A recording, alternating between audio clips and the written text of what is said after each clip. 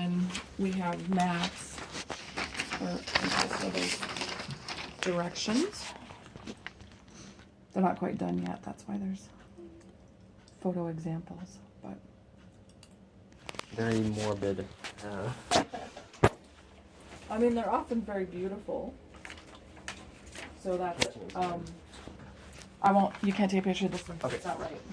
These are hotspots, and I can't have those on the map because they bias the searches. Okay. So I have to take them off, but I have those maps and I'll send you one.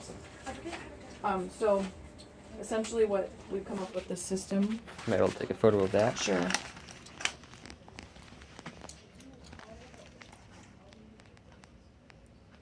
For evidence.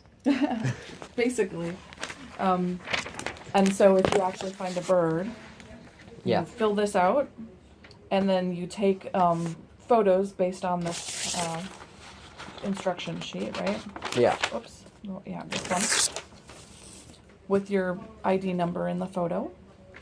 And then you submit all of that to iNaturalist, which is an app that we're using. And then what that does is it GPS locates where you are.